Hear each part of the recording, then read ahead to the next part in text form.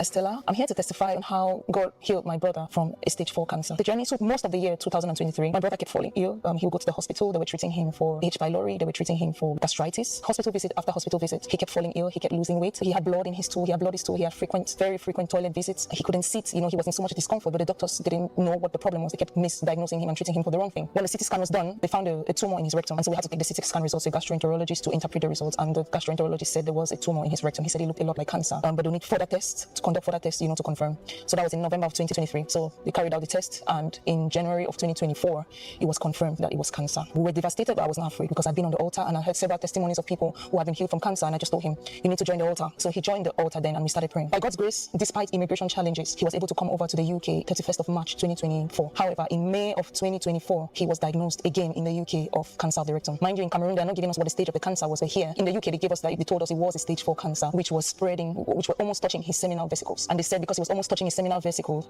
it could affect his fertility. So they advised putting his sperm in a sperm bank prior to commencing treatment. Mind you, my brother had just turned 30, and the doctor said, this is a sickness which affects older people. He shouldn't be suffering from an illness like that. And they also said it wasn't genetic, because initially in Cameroon they thought it was genetic, but it wasn't genetic. So the doctor said the plan was have an initial surgery to put a stoma bag. And mind you, I'd been on the altar since February of 2022, and I might be wrong, but I'd never heard Pastor Jerry mention cancer of the rectum. But as soon as my brother got the diagnosis, Pastor Jerry kept mentioning cancer of the rectum reverse, cancer of the rectum reverse. Cancer of the rectum, cancer of the rectum, cancer of the rectum. If you are the one, put it on the live stream. The devil is a liar. I announce, let it reverse. So through all of what we were going through, I knew that God was coming through for us. The word from the altar kept encouraging us, kept lifting our spirit. We knew that God was seeing us. We went in to see the oncologist, and she said, she's happy with the results. The tumor had already shrunk by over 80%. That can only be the hand of God. The oncologist also mentioned his cancer marker had gone down from 16 to 1. That was another miracle. How God did it, I don't know. God granted him rest. He could now sleep through the night. He wasn't going to the toilet so frequently. It was just a relief to see him get better, and this could only be the hand of God. And mind you, when the doctors, his initial plan said he was going to have a pelvic exenteration. That was the final plan. At the time, I didn't know what a pelvic exenteration was, but in the final meeting we had with the oncologist, that's when she explained to us what it was. That they would take out his seminal vesicle, they would take out his urethra, they would take out his bladder, they would take out his prostate, they would take out his rectum. I was like, doctor, please hold on. Do you mean that they would take these organs out and put them back? She said, no, they would take them out permanently. And I said, if you take them out permanently, what does that mean? That means he can't have kids. He will have a permanent catheter to take out urine. He will have a permanent stomach. I'm like, God forbid, I cancel that report. My brother is 30 years old. I reversed that report and I cancel it. It's not your portion. We are on the altar. God is watching us, and he will come through out of this. None of this is going to happen. So finally, I think it was about after 10 weeks, they now conducted further test scans and all of that. The doctor said, with what the results they are saying, he will not need to have a pelvic exenteration. Oh my goodness. That was such a relief. I can't explain, what that did to me, because I couldn't see my brother going through all of that. But God came through for us. God made sure that negative report did not come to pass. And I mentioned, when they conducted the surgery, they took out 22 lymph nodes, and none of them was cancerous. If that is not the hand of God, I don't know what is. After the surgery, when he recovered 2 months later, they had to conduct tests, and that was in June 2025. And after the scans and everything, the endoscopy results showed that there was no cancer found in the rectum, and it said there was no need for him to have